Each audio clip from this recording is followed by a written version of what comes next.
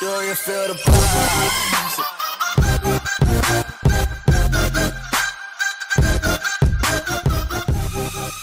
I can't resist asking you one thing, Patrick. Can you tell us the story of how much you learn from the data and from the data points that are left by transactions that are happening as far as borrowers are concerned? Oh, yes. The woman and the market. Yeah, yes, there's a story about the... It's fascinating. The story here is we now have a platform. And we were looking at this information on one of our key lending platforms.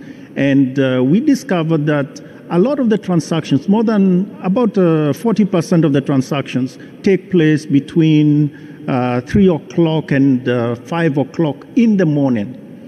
And we began to explore this and also discover that about more than 50% of the people that were borrowing were women. So there was a problem here. Are women insomniacs, in Kenya? We wanted to investigate this. But anyway, upon further investigation, we discovered what was going on.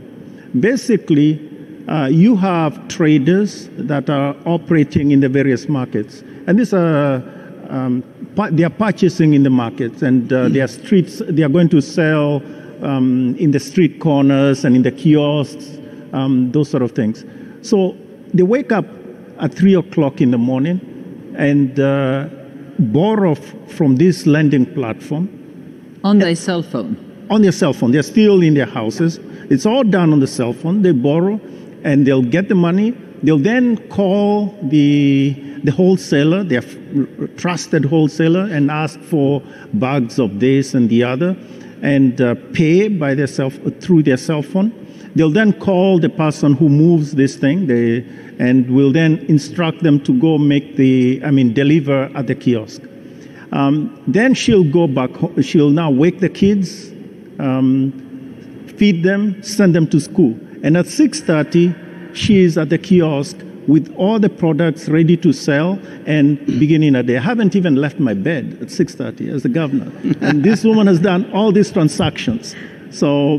And in a sense, you can see the benefit of, it wasn't just the transactions, you can see the social benefit of such a simple product. Now, Sarah, I'm assuming that you will not be competing with M-Pesa on that particular segment of the market. But what is competition for you? And tell us a bit more about JPM Coin and how you are addressing the challenge by the disruptors.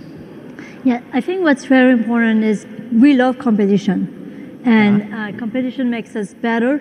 And as long as we are solving problems for customers and that solve an issue, we believe that makes sense. And so in the case of what Patrick discussed, actually, there was a void, and that void got filled, and then that void got regulated, which makes a lot of sense.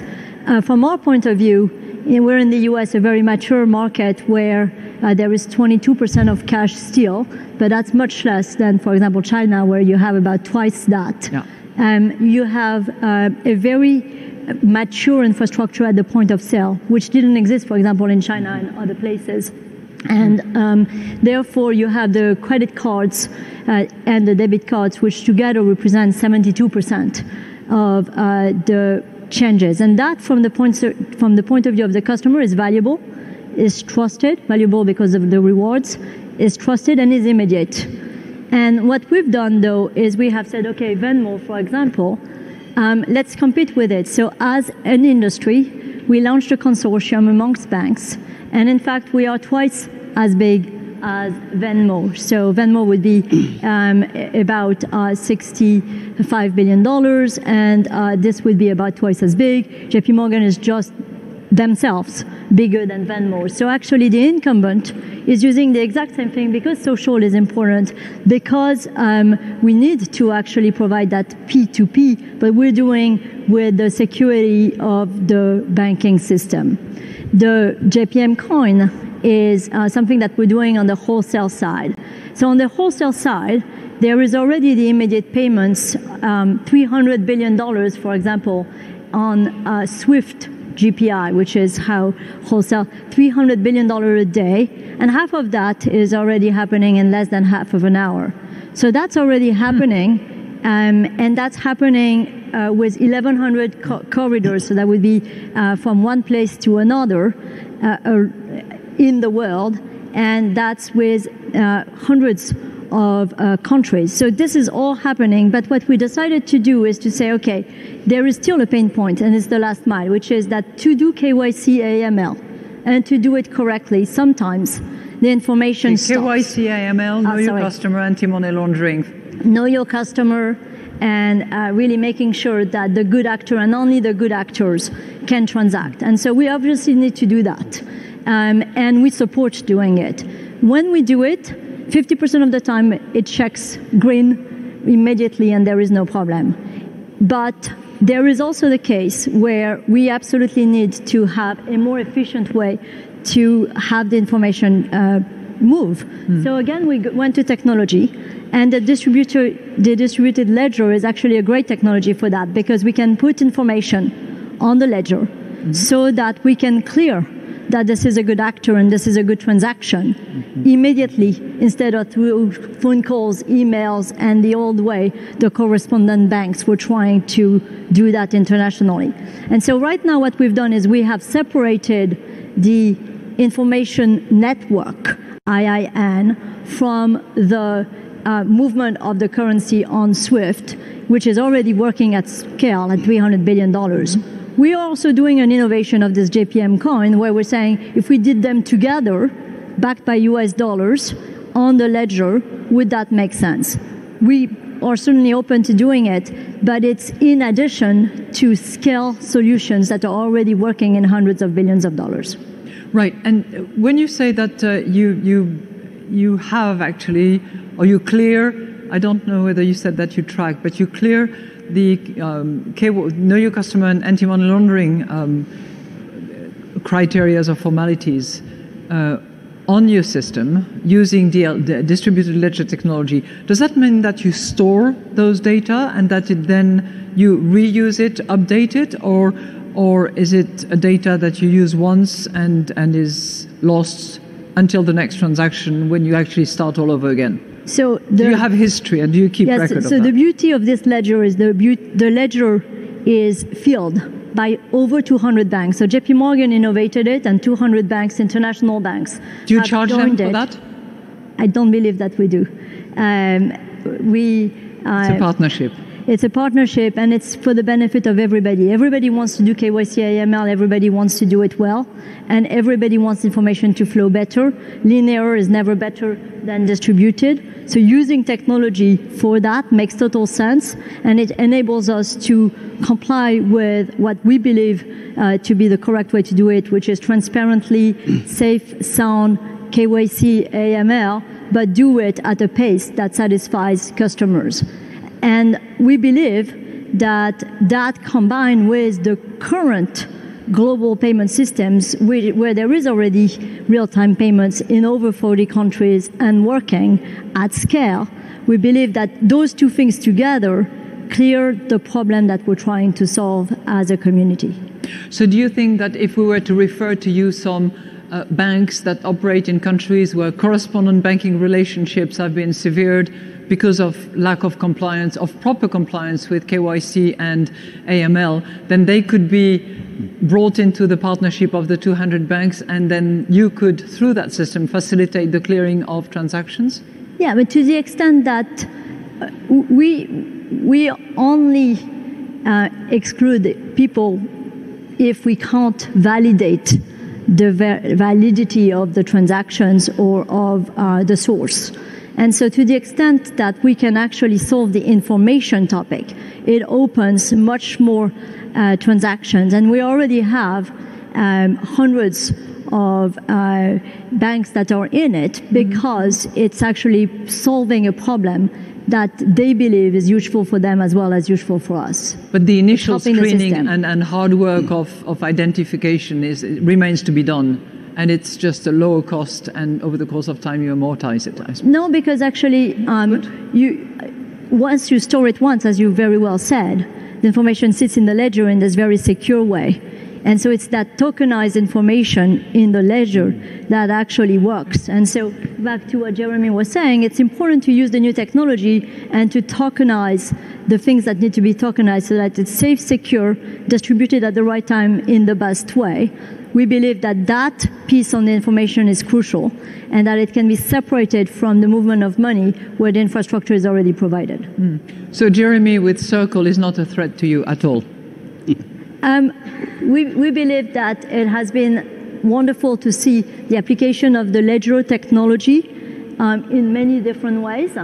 We are at a scale today when we're talking about $300 billion a day on the wholesale and at $75 billion a year approximately, or a little less than that, on the consumer P2P, 2 trillion for our customers, where it's working.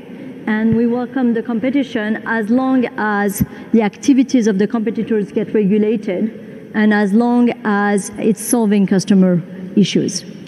Benoit, you are in the you're in the supervisor role. So when you supervise these banks, they have to comply with all sorts of rules. They are subject to regulations, subject to various capital ratios and other ratios set out by regulators. What is their competitive advantage, and why would they not be better trusted by customers than those who do not have the luxury or the burden of supervision?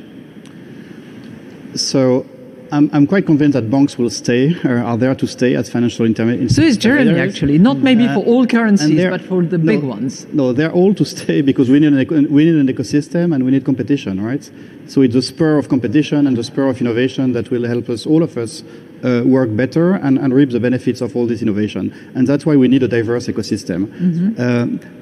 Before going into the depths of that discussion, I wanted to thank you very much for having that discussion here.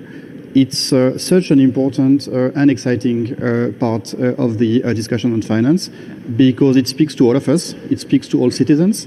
It is important from a systemic standpoint, but it's also a discussion that speaks to all citizens. And young people in particular. And to young people.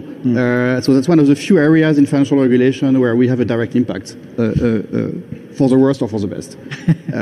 And it's one of the few discussions we're having which is both exciting and important. I mean, as a central banker, I've got lots of issues which are very important, but really not exciting. A few discussions are exciting, but not so important. And that's one discussion which is very exciting and very important. So thank you very much. And when you think of what we can do as central banks, and I'm coming to your question on banks, there are 3 things we can do as public authorities and more specifically as central banks. It's our duty to ensure that whatever organization, whatever ecosystem emerges from that discussion will be safe for customers and will be safe as a system and will be efficient and will be trusted.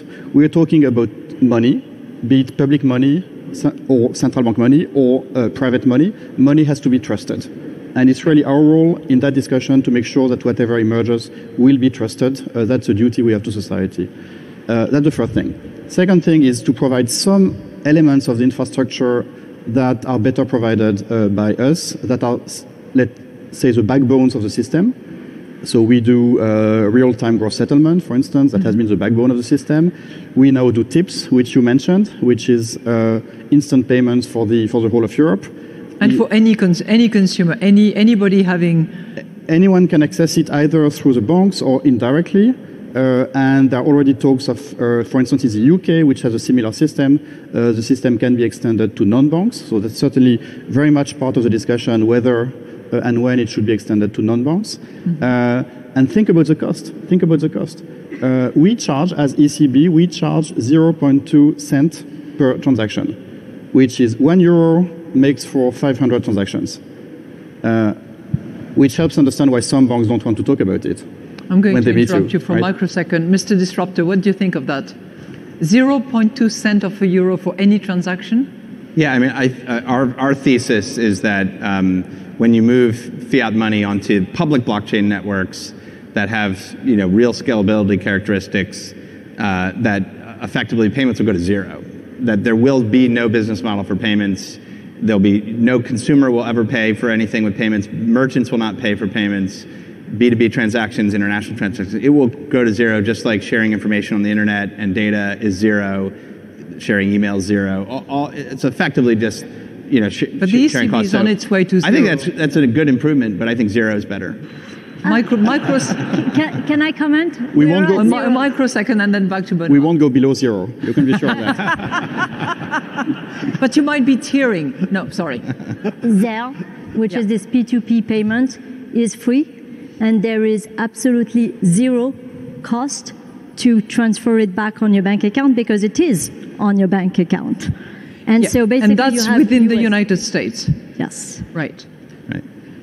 So why are we doing that? And I'm coming back to banks. Yeah. We're not doing that to be tough on banks. We're doing that to help banks develop new services that they can deliver to their customers.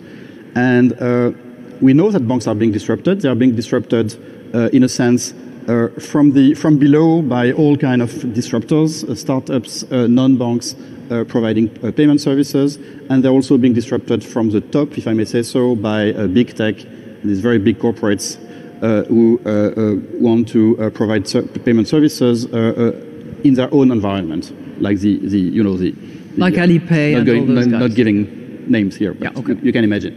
And these are challenges both from above and from below. We are not in the business of helping banks. That's not what we do as central banks.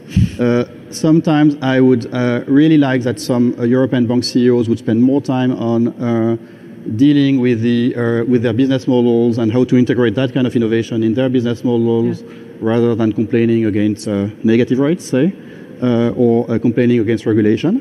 And by the way, the best of them are doing it, and that's what makes them good, that they are doing it. They spend a lot of time adapting their business models to cope with that kind of disruption. But of course, there is risk in any disruption, and that's also part of our job to monitor the risks. So we're not there to steer the system towards one particular business model, and so whoever wins that race will be welcome, and we're very much in favor of competition. And by the way, the regulatory framework we're having in Europe is with a combination of, sorry for the letters, PSD2, which is a new directive on payments, Payment Services Directive, which gives access to bank accounts to non-bank service providers, who can build aggregators, provide new services, etc., having access to client data if the clients are okay. Bank CEOs complain massively about that because they feel that it's a free lunch for non-banks to. It's not a free lunch. It's disruptive innovation, which has to be safe. We're working a lot on that, which is there to challenge the system, which eventually is good for everyone. It's good for the customer, and that is combined with the GDPR, so the Data Privacy Directive, which is a lot about protection, but it's also a lot about empowering the customer. Giving the customers the possibility to transfer data from one bank to another, that's something that empowers the customer for the benefit of competition. So that's ultimately also good for innovation, good for the system. But of course there are risks. So we are very mindful of these risks. And for instance, we want to be sure that we keep the right mix between public money and private money. And there is room for both. Already today, there is a lot of private money. Most of the money in the system is being created by banks. So it is commercial money.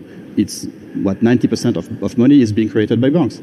And that will stay in the future. But we want some services to be very safe. So for instance, settlement money in large financial market infrastructures will probably have to remain central bank money because that's about the stability of the system. But the mix could change in the future. So that we have to monitor very closely. And it's also important when it comes to our own activities. So you mentioned the demise of cash in some countries. There are countries where the use of cash is collapsing. There are countries where it is increasing. So for most of the Eurozone, for instance, the use of cash is increasing. Really? That's not an issue we're facing. But we know that some countries are facing it, and it might come in the future. So we have to prepare for that. But then, so we might have to be prepared for a future where there will be a lot more digital money, including central bank digital money, maybe together with physical cash, or maybe substituting for physical cash. But what will be very important for us is that we want the system to be stable.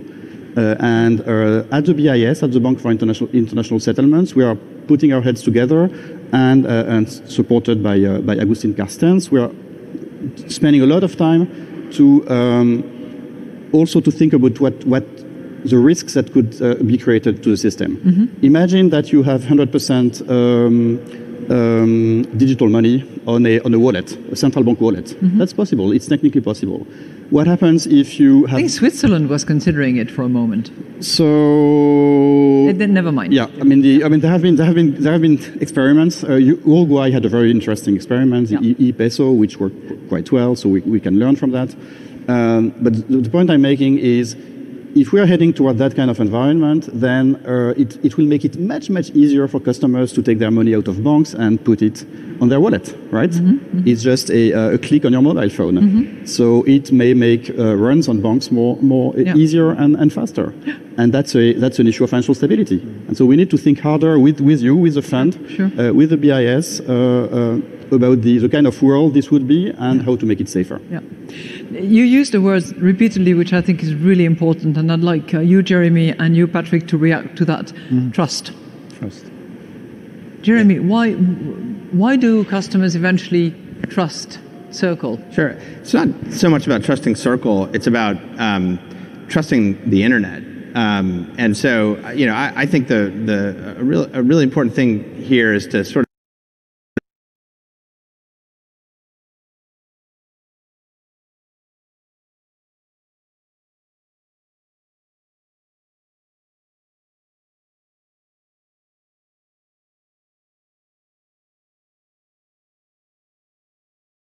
step back, and I think we all live in this world now where we trust that we can instantly access all the world's knowledge within seconds, instantly. There's no corporation that runs the internet. There's no centralized company that controls who can put content on and off that network. We all value the freedom of being able to connect, transmit information, connect to other people in this very open global system. We trust the incredible utility of that open network, and we rely on that greatly. Now, there are companies that build services and value on top of it, of course, but fundamentally that open network, it delivers just an incredible amount of utility value for people, and that's what they ultimately trust. They trust things that do more for them. And I think in this realm of money, we're looking at a very similar situation. It's hard for people to grasp a world where they could, first of all, control their own assets rather than have to entirely rely on an intermediary like a bank, and where they can transact with any other person on the planet instantly with zero counterparty risk, and they can do that at virtually no cost. I think people, if they experience that, they wouldn't want to go back from that world. And likewise, so it's trust in the network. We trust the World Wide Web. We trust internet email. We trust messaging. No government controls those. No corporation controls those. Those are decentralized networks of open source technologies that creative engineers are building and implementing and scaling. And we all trust in that public infrastructure. And that's what we're interested in with the future of digital money. We'd like to see public infrastructure that everyone can equally plug into from any corner of the world with any device and transact. That's transacting for a transaction in a market, or it's transacting as part of a supply chain, et cetera. The classic centralized clearing and settlement systems, whether they're administered by a central bank or administered in a public-private system or entirely by a centralized commercial operator, we think will go the way that those things have gone in the world of media and communications and retail. We'll see much more decentralized systems, actors being able to participate directly, and consumers and businesses are not going to want to look back because it's going to be a radically superior set of utility for them and deeper economic integration than they had before. So I think it's hard for people to see past the status quo of, the ECB runs the payment systems of the Eurozone, and JP Morgan kind of does JP Morgan coin and US dollar networks, and those are incredible and significant and powerful systems. But an open internet model, I think, will ultimately be felt by the end users as a superior model, and that's what people are going to trust. So that would be a step later. Do you see sort of a fragmentation of networks and sometimes regional operations that would eventually move up to a wider Sure. network? There have to be standards, right? So the World Wide Web doesn't exist in a vacuum. There's a standards body, the World Wide Web Consortium. It defines the technology. It makes it all work. lots of brilliant computer scientists, industry members, even government, academics contribute to that. It's a pool of open intellectual property. So we need the equivalent in this space as well. And so that needs government supervisors, that needs commercial banks, that needs technology companies. It needs a lot of collaboration there. But the end goal needs to look more like the open internet than certainly what we have today. But so it would be the governance of a public good that is available to all. That's right. And in our view, that ultimately, because digital currencies are inherently global, they exist anywhere the internet exists instantly. I mean, it's sort of uncontrollable unless you're a regime that wants to have a extremely strict, lockdown internet, which maybe there'll be more of depending on the way things go politically. But I think, that is just, it's inherently global, and that will certainly create challenges for countries that don't have reserve currency status, because everyone's going to want to use reserve currencies, and they're all going to have access to them instantly at zero cost. So if I'm in Argentina, I'm going to want to use US dollar coin, and I'm going to want to carry that around, and no one will be able to stop me, very likely. And so that will create, I think, challenges for governments, ultimately in their treasuries as well. But those are longer term challenges. But I think that is very clearly where it's headed. And even what we see in the recent news this week, Facebook raising billions of dollars to launch a basket global digital reserve currency that is a stable coin that can be used by billions of people around the world to transact directly over the internet. We're not talking about like far off science fiction. We're talking about later this year. Mm-hmm. So I think these are the things that are coming faster than people realize, and they're happening by technology companies and by open source communities, not necessarily from central banks and large commercial banks. Interesting. So it's digital SDR coming I think up. That's right. I think that's technically possible and functional in the world in the next 12 to 24 months. Fascinating. Yeah. Patrick, on the issue of trust. Yeah, trust. I think at the end of it, the central banks, the only reason they operate is really because of trust, meaning credibility. So if we are not credible as central banks, we are done. We are out of the business. And for me, the model that Benoit was talking about, and he says there are different models, it all depends on which model is more trustworthy, meaning where do you have the bulk of, let's say, the population trusting that model versus another. So I don't see it more as a technology sort of issue. It's really about how much trust we have on a particular model that comes forward. In that regard, from our perspective, there are maybe three directions of trust. One is the technology, that you trust that the transaction will take place. We do that each time I call somebody on the phone. There's that technological issue. Secondly, you also have particularly concerning money, you don't want there to be some sort of fraud in it. It's one thing to look at something in the internet and it works, but it's another thing to lose half your money in the transaction. So that raises an issue of trust. And last of all, I think, is sort of the extreme situations. Say, for instance, as happens, the power goes down in a particular city, and you need to still transact. And that's happened. We have had problems around the world where the ATM systems go down. So what may have been a brilliant solution in a particular state of nature, which is there is electricity and all these other backups, these things go down. So I think the trust element has to be not just by 99% of the population, it has to be virtually 100% of the population. And that's why, in my view, this sort of old-fashioned currency has sticking power because of the trust element, particularly in the extreme cases. Now, we could think of it also in poor countries where you have more or less literacy. If you think of the percent of population that are literate. But I think it isn't just about literacy. It's really about trust. Okay. Speaking of trust, how do you deal with the privacy of data? I know that the European Union has gone further than probably everybody else at the moment with the GDPR, the data privacy protection. Is it an issue for you? And how do you approach it? Because customers precisely because of the trust that they put in you, expect you to treat their data with utmost respect and expect you not to sell it, not to transfer it, not to make unauthorized use of it. So how do you deal with it? Yeah, so trust is extraordinarily important to us. Globally, actually, financial institutions are the most trusted group of institutions, more than governments, more than NGOs, and 6 times more than tech companies for the US. So the reason why they do is because we actually invest tremendous amounts in that trust, in protecting the data in cyber. We believe cyber is probably the biggest risk that needs to be addressed.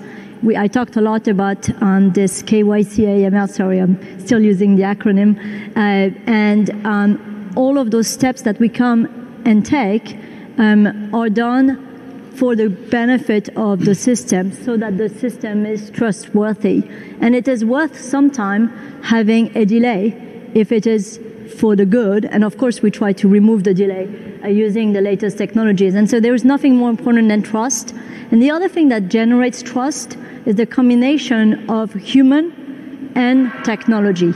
So, for example, in the same Edelman study, they said that 2/3 of markets would have people interviewed that would say that it's more important to have a human than to have the best technology. I actually, and those 2/3 of markets, by the way, includes all the developed markets on the map of the world. Why is that? It's because at this point you have the technology when you go within the system of trust, which is the system of financial banks. $260 billion in technology spent within the banking system. So banks are technology companies. They just happen to be technology companies that uphold transparency, regulation, checks, balance, and combine it with physical to generate the trust. Benoit? Just maybe one additional thought on data from a regulatory perspective. Yeah. That for sure big data creates fantastic opportunities, not only economically, which is quite obvious, but also for the customers if the regulatory framework empowers the customers to keep control of their data, which we don't have everywhere yet. So it creates opportunities for us as policymakers. It will help all of us do policy better using big data. But it creates a very substantial regulatory challenge, which is that we'll have to connect the dots across different regulatory domains. All that discussion that we're having here points to the need for financial regulators to talk to competition authorities, to talk to data privacy authorities, maybe at some point also to talk to intelligence services and the security community, which is a different discussion, which we're not used to do. We are used to do regulation in our backyard in a very comfortable way. So if we want this to work, we'll have to leave our comfort zone and to engage with other regulators in a way that makes the system work. And that's, I see it really as a challenge.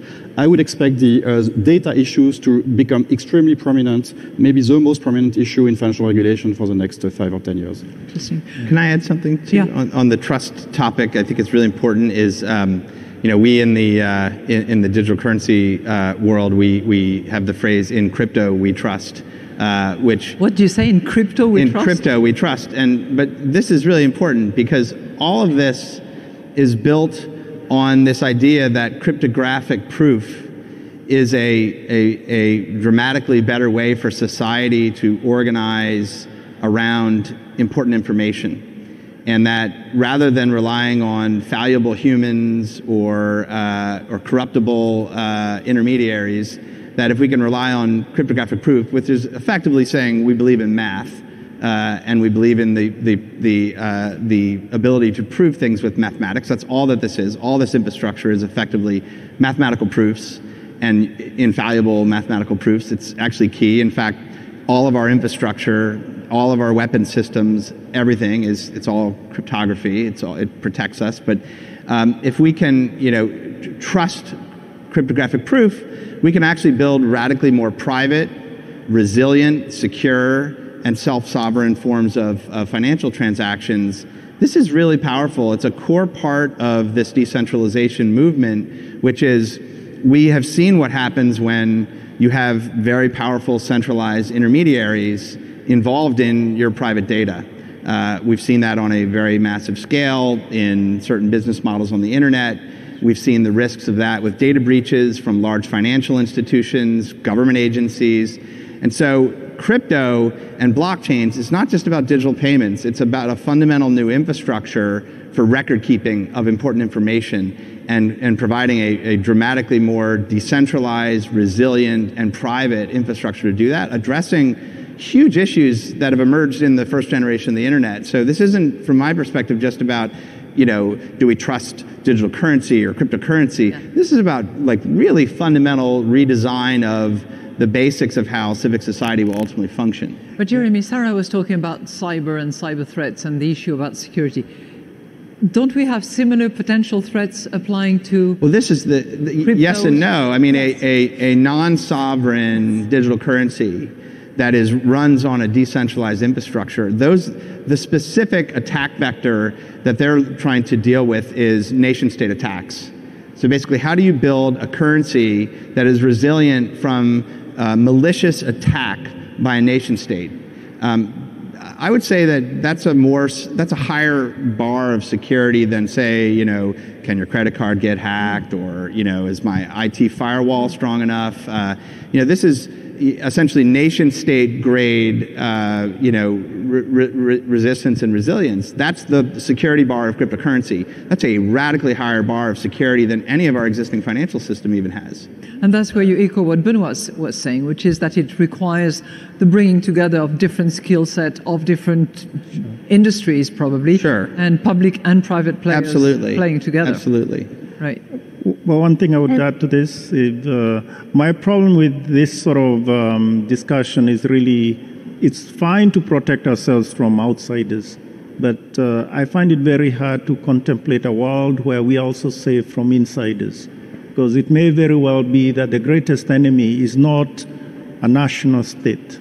It's really the CEO or the IT person in a particular cryptocurrency world. So I have a lot of trouble squaring that circle. Well, that's the key. That's why we want to have decentralized currencies and networks, is that so you don't have a fallible human who can actually undertake that, and where the actual validity of the transactions and the validity of the state of the ledger is actually provable with math, not an information request to a bureaucrat.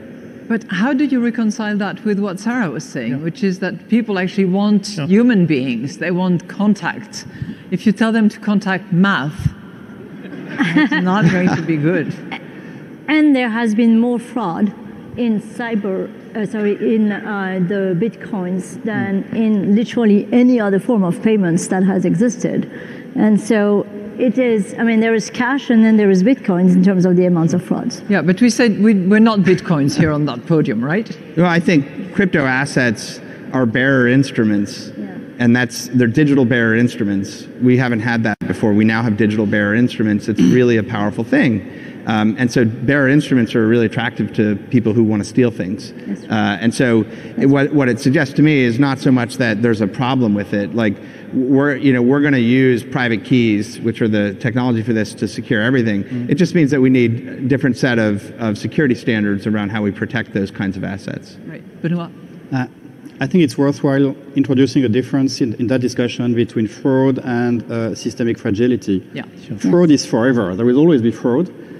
We've worked quite a lot in my committee in Basel, in the Committee on Payments and Market Infrastructures, on fraud on endpoint payments, which was motivated by a very famous incident with one central bank some years ago, and with the money, vanishing somewhere. Yeah. And in some casinos.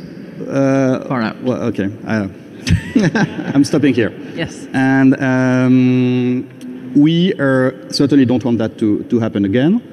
When you look into fraud techniques in endpoint payments, it's not very sophisticated.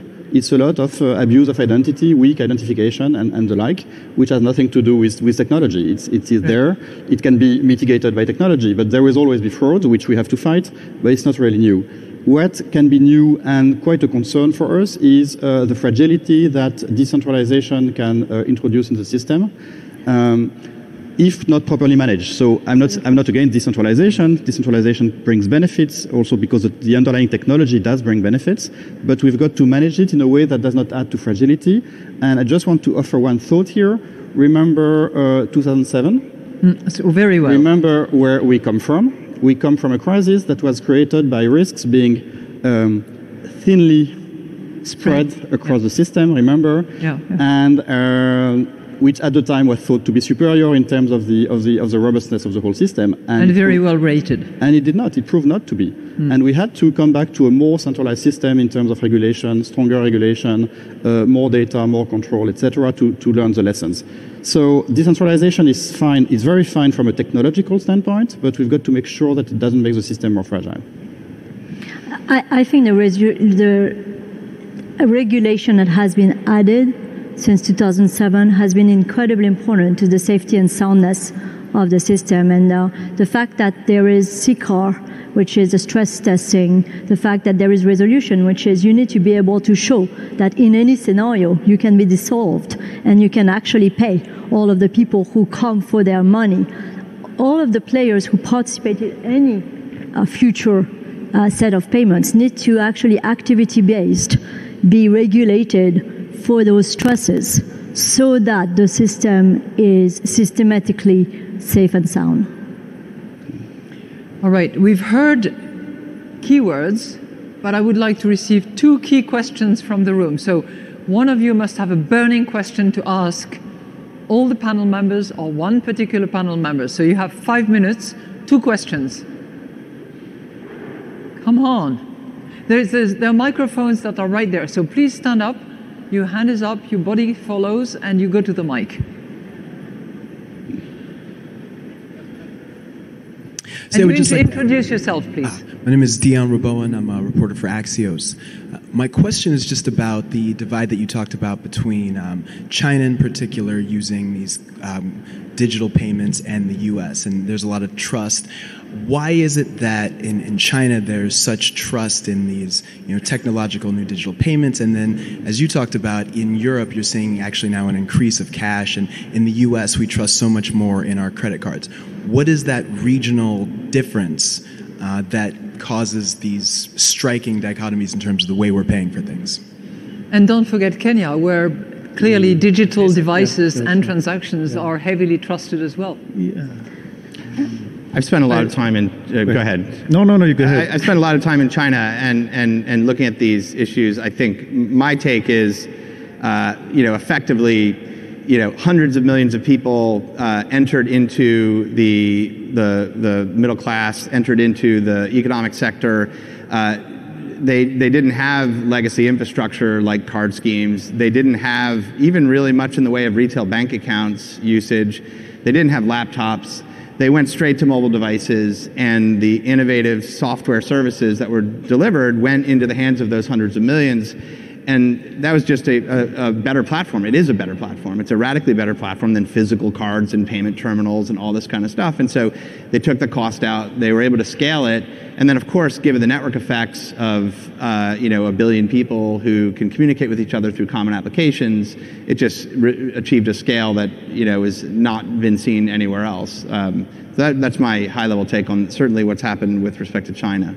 So not much baggage by way of previous instruments, previous channels. Yeah, I mean, retail banks in China, if you're a Chinese person, it's a pretty miserable experience. But I think, WeChat and Alipay are delightful on every financial product that you'd want. Yeah, I agree with you. And adding to that, the key element again is the problem that is being resolved. But at the same time, and by the way, we've tried to see how the M-Pesa success story could be replicated in other countries. And at times it's difficult to replicate it because the starting conditions are a little different and the problem isn't as apparent as it was in Kenya. But that said, I would also say the demonstration effect, meaning the other people that probably tell you, your neighbor, whoever else, that this is a very good solution for this particular problem. That was big in Kenya in terms of just the demonstration effect. Thirdly, there may be other services that are layered onto it. And I guess WeChat and others are good examples for this. And I think all three can drive to making a particular service much more prevalent in a particular jurisdiction as opposed to another. Okay, I'm going to ask the last questions and then give you the floor each. Madam, you have the floor. Thank you for the very interesting panel discussion. So I have two questions. Can you say who you are? I've been doing research and investment in digital assets for 3 years, and now I'm affiliating with ITU on a digital central bank digital currency project. And so what's your opinion about the role of a stable coin in the future? And do you think it's a compromised version of fiat and cryptocurrency? And the second question is, what's your opinion about the rising digital banks in Europe, such as N26? Thank you so much. Can you repeat? I got the first question. The second question? Do the first. Okay, sorry. And then the second. What's your opinion about the role of stable coin? Stable coin. Yes. Okay. And the second? And the second is, what's your opinion about the rising digital banks in the EU, especially in Europe, such as N26, like M26? Yeah, so this, M26, it like sounds like an digital intelligence banks. service. What's that? yeah, I'll Neobanks. I'll take that. You take those? Yeah. Okay, perfect. Okay, perfect. Thank you so much. The Europeans at the table will I'll take those. Yeah, I'm the Patrick. European. Token European. On you want Let to me take the second one. This is really banks that do not have, that are totally digital. So this is breaking the brick and mortar and really having just purely just electronic presence, nowhere else. And I think they will make an impact. And I think what has happened or what will happen is that there will be less and less of the brick and mortar because most of us, particularly the new generation, they all want their services now and wherever they are. So anywhere, anytime sort of services. And so the digital banks will have to rise. There will be more of them, or at least compared to where we are today. The concern for me is not so much that they are digital or not. At the end of the day, they're still banks. So they need to be regulated, and we need to look at them like we would any other bank. So in terms of capital ratios, in terms of prudential, how we regulate them, it is exactly like any other bank. The only difference in my mind is the quality, is the type of staff that and the people that operate it, meaning they are not exactly your typical CEO of a bank. They are much more tech literate and whatever goes with that. So I think the point here is that this is the new wave of having more and more digital presences or digital, let's say, front end, as opposed to just having your regular brick and mortar. But you would regulate them yes. if you were in charge. Yes. And as a result of that, they would be better trusted because they are under your regulation. The only thing that we wouldn't be too concerned about is if they are just lending, credit only. They too need to be regulated, but they cannot be regulated the same way as banks are regulated. But for sure, if it is a bank, we will regulate it. Okay. One word each. You have 30 seconds. I'll start with you. So if I may come back to China, Yep. I think that was a really important question because it points to the different social preferences on key drivers of our discussion, like the preference for cash. It's obviously very different.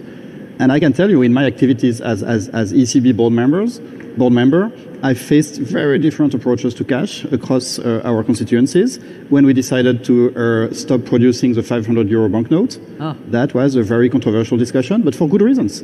Because history is different, because social preferences are different, because approaches to privacy are different, even across European countries, not to mention Europe and China, Europe and the US. So I think the bottom line here is that any new landscape that emerges from our discussion will be driven by market forces, obviously. Yep. That's what we're seeing here, yep. Market forces. Supply, demand. But also by different social preferences. And we've got to accept it. So in particular, when it comes to means of payment, we've got to let citizens choose the means of payment they want to use. And there will be different answers across countries. which leads you to believe that there will be competition, but there will continue to be competing mechanisms. It will not all be digital, it will not be all cash, it will be plenty of operators using different devices. And it's important, and that question is important enough not to be left to we guys around this table, that is not to be left to the industry, even not to be left to central banks alone, because these are fundamental questions for our societies. So at the end, it is a political discussion. Which brings private and public together as well. 30 seconds. First of all, I'd like to say in China, it's only 22% wallets, 40% debit cards. So even there, there is the balance that you're talking about. We are for customer choice and for solving problems that need to be solved, and definitely activity-based regulation to ensure the safety and soundness of the system. Okay. Jeremy? Sure. I think, from my perspective, we're thinking about, what happens when you have an open public infrastructure where not only can you exchange value instantly, anytime, directly with anyone, but where that infrastructure also allows you to write in code economic contracts and allows you to build economic relationships between people and businesses that are implemented in code, enforced by machines, and run over the public internet and run over this public infrastructure. That's the world we're moving into, and I think payments is actually the sideshow. Payments is going to disappear. Just like we don't think about data exchange or other things, it's just in the background, it's invisible. The really interesting innovation is now that we have these public infrastructures like blockchains, how can we start to automate and integrate economic actors all around the world in much more innovative ways? Patrick? From my perspective, digital payments provide a specific service that we have yet to exploit. And I think the way I would see it is that it gives the consumers a certain footprint. So I'm not of the view that digital payments will wane going forward. On the contrary, we have yet to exploit the value of the information that is generated when you actually make a transaction. For instance, think of a big problem that we've had for many years, the SME problem. And an SME, small, medium-sized enterprise. So you asked us not to use an acronym. So the small, medium-sized enterprise, which really, in most places, they are more than 90% of the production or 90% of the farms in Europe and even in Africa. The point is that today it's just a production location, meaning they are just producing some specific items. But once you connect it with all the transactions that it's providing, you then begin to see that it is part of a certain community. And then you can provide it with credit, you can provide it with all the other services, because it's no longer just an isolated piece. And that you cannot get if you ignore the transaction, the information that the transaction is kicking up. Now, it's true, we talk about it in the context of artificial intelligence and all that, but really this is what will transform us going forward. So I am much more hopeful about the power of digital, the power of the transactions and digital payments, because we have yet to begin to scratch the surface. Okay. Yeah. You now allowed each 2 words in answer to my question. Tomorrow morning or later on today, you're going to have a cup of tea or a cup of coffee somewhere. How will you pay? 2 words. Credit card. Okay. Still. Credit card. A user interface built on top of the credit card networks, but not a credit card itself. 2 words. Patrick. If here in the US, credit card. At home, in Kenya, M-Pesa. M-Pesa. All right. Okay. Round of applause. Thank you. Thank you. Thank you. That's it? No.